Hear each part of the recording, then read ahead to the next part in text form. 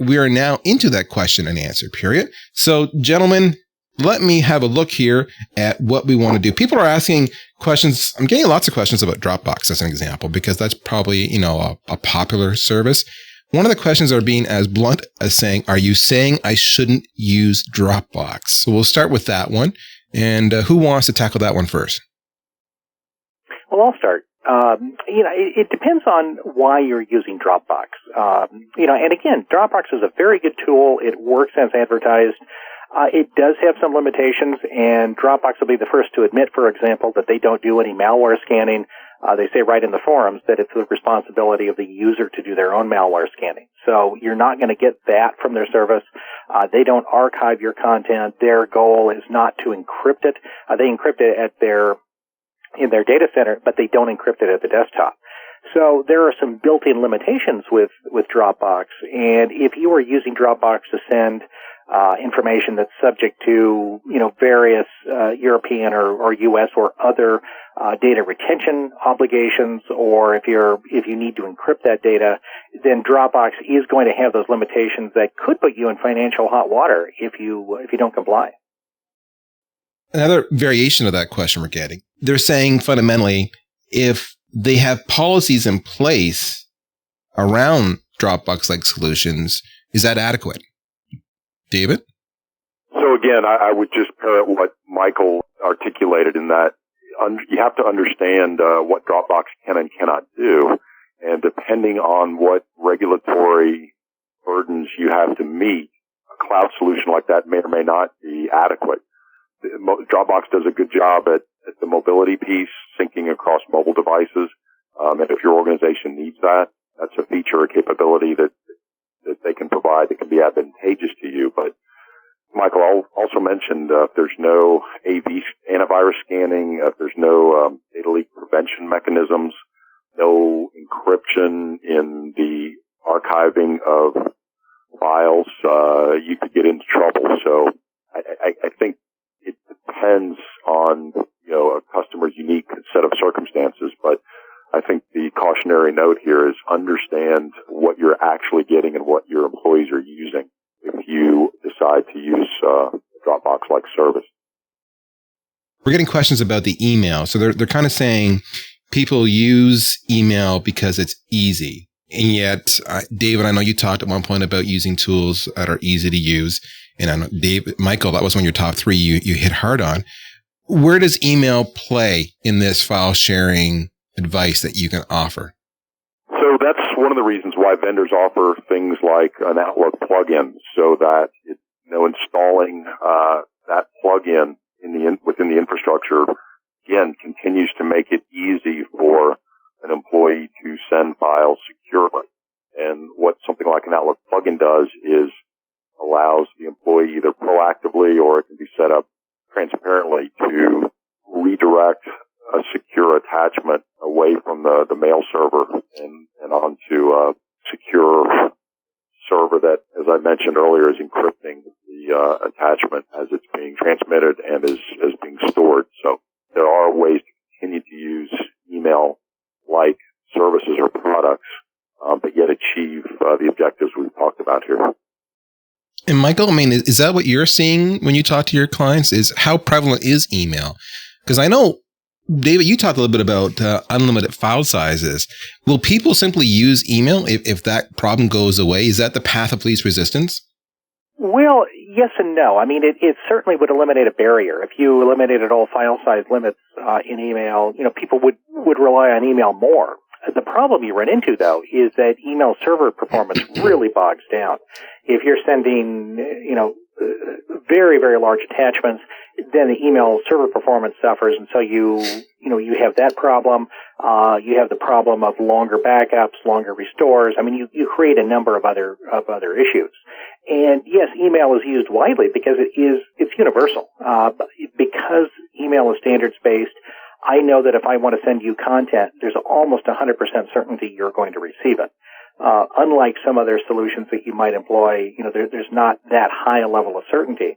So email is relied upon very heavily, but when you can't send through email, that's when things like Dropbox pop up as solutions to that. Numerous questions here talking about dealing with external individuals or institutions, getting them to participate with that secure interface, is getting external participation easy, difficult? And how do you go about doing that? Who wants to tackle that one?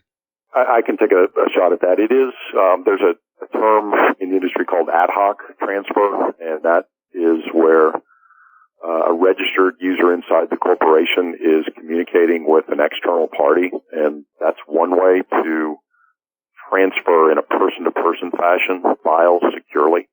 So that may be what the participant is asking about. There are ways where that external party can self-register and send files if they have a known email address of the person inside the corporation. And the reverse is true. That external party can initiate a file transfer again securely. So clearly, yes, there are products out there, and Ipswitch does provide one that enables ad hoc transfers between persons. Okay, so then let's talk a little bit more about the impact on IT. What is the impact on IT administrators, overhead, time, etc., if this solution is implemented? So obviously there's some administrative overhead in initially configuring the system, but again, it is possible to, as I mentioned earlier, set up or configure the system in the ad hoc configuration so that external users can self-register, and with some limitations, for example, on which domains external users can send messages to. It is, once you set it up, it is possible to have it fairly low overhead. I wouldn't say systems run themselves per se, but it is possible to greatly reduce IT overhead once it's initially configured. And again, what you're doing is enabling person-to-person file transfer in a very secure manner. Okay, so there's a small investment required up front, but then it's substantially easier ongoing, is what you're saying. Absolutely. That sounds reasonable. So, Michael, I'm going to flip it over to you. We're getting questions here, again, a variety of them. Some are talking about, some of these cloud services are free. Why would I switch? Because that's attractive. Others are saying, what's the ROI? How to make a business case. So maybe you can talk a little bit about how you need to approach this from a business case point of view. Sure. There's a couple of ways to do it. One, you can look at a file sharing solution almost like you look at insurance. You're trying to prevent the financial impact of a catastrophic event. So if you implement good file sharing capabilities that integrate with archiving, that will encrypt data and so forth, you have a much lower risk of being caught short in a lawsuit, failing a regulatory audit and so forth. And so you invest now in a good file sharing solution that satisfies your end user and IT needs, and you dramatically reduce the potential for having to go through, very serious financial consequences down the road. The second way to look at it is to say, okay, if you have to go through a regulatory audit, an e-discovery exercise and so forth, if you have tools that IT can access, if they can access all of these repositories out there, then they're going to spend significantly less time on extracting the data and presenting it to legal counsel. Legal counsel is going to have to spend less time on managing the data and looking for what they need and so forth.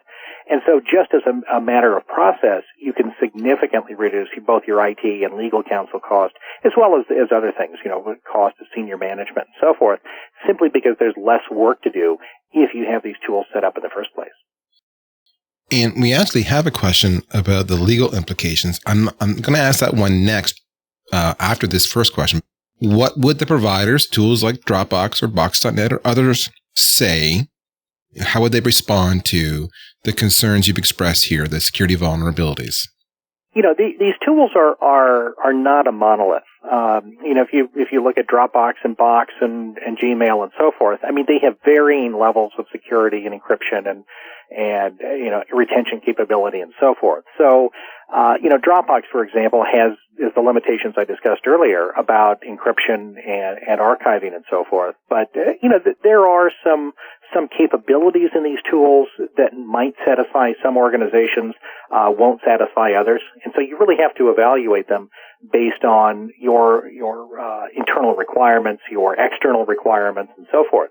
In most cases, the tools that are most commonly used really don't satisfy a lot of the regulatory and legal requirements, however.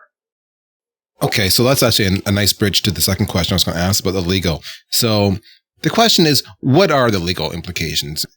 So, yeah, just to underscore that, we're not in any way, shape, or form giving legal advice here. So with that caveat, I would just say generically, you're trying to make sure you're not dragged into court over either negligence or a breach caused by maybe a best practice that you didn't adopt. So I would just leave it at that and just say there are exposures if you continue to let your employees use personal file sharing methods when better methods are available. Michael, have you, again, not being a lawyer, but I mean, is there anything else you can add to that discussion? Yeah, I mean, the bottom line is that, regardless of where you are in the world, you face some legal risk. Certainly you face more risk in a place like the United States that tends to be more litigious, but you do have some level of legal risk. You do have some level of regulatory risk, pretty much anywhere in the world. And so it's important to match the tools that you use with the level of risk you face. My advice would be, be risk averse. There are very, very good tools available that allow end users to do what they want, that allow IT to do what they want. And you can implement these tools at relatively low cost and eliminate almost all of the risk that you face from not being able to encrypt content, not being able to archive it.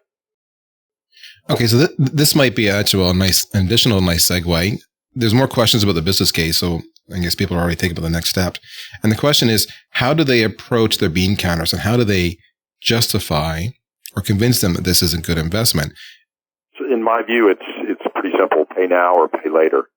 Because I think as time goes forward, something is likely to happen. So paying a little upfront is obviously preferable to paying a lot later. So if you're approaching bean counters, that would be the succinct argument I would make.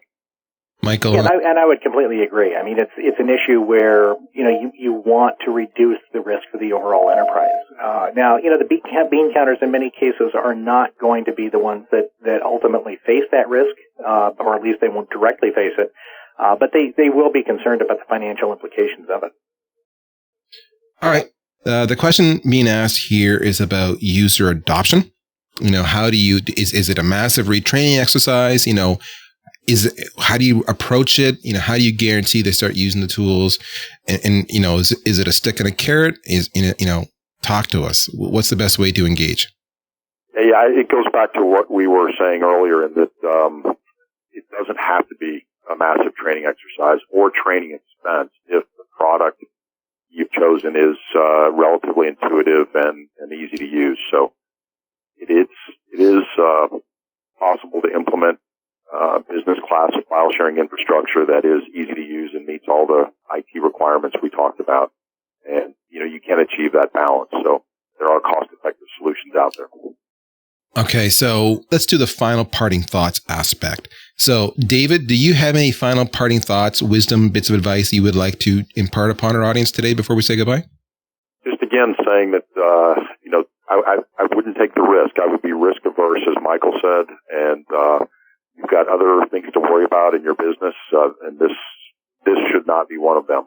So take the time to investigate tools that are available. Obviously, Ipswitch is a key player in this game, so we would love to talk to anybody that's online today in more detail about our products or address any questions you might have. But again, be risk averse and don't let this be an area of exposure for your company. Thanks for that, David. Michael, you get the final word today. Okay. Well, I would echo what David said. Be risk averse, and these tools are not all that expensive, and you don't need to incur the risk that you're currently facing. And secondly, I would say, really understand the risk that you face. Don't underappreciate that risk. Look at your organization, talk to users, see what they're using, and so forth. sniff the protocol or sniff the traffic to detect various protocols so that you can find out what's going on in your own network and then take appropriate steps to reduce that risk. Michael, I mean, any insights into where this industry is going? I mean, do you see more and more adoption? We're seeing lots of people saying, I need to do this year and I need to do this in 2013. Do you see this becoming really prevalent that if you don't do this, it's becoming a corporate issue at that point in time? Oh, very definitely. Yeah, because I mean, we're doing a BYOD white paper right now and looking at all of these issues. We've done a lot of work around file transfer, and we are now at the point of critical mass, where there are, literally tens of millions of people using these consumer file sharing tools. And it's gotten to be a big enough problem to where decision makers are starting to pay attention. And many of them are implementing alternatives to get around the risk and get around the problems that they experience. So yeah, we're definitely at that point where, people are paying close attention to this. And David, are you seeing the same thing as you interact with the prospects and clients of Ipswitch? I mean, clearly you have the point of view that they're Ipswitch clients, so you're only seeing, one segment. But are there anecdotes you're getting back from your clients and prospects about the catalyst for making these investments? Yes, I think it's just increased awareness. Whereas maybe a couple of years ago, this wasn't something folks were thinking about. I think it's simply greater awareness of what consequences are, and so I think that's causing IT groups to take action proactively, whereas maybe they wouldn't have put money into this otherwise.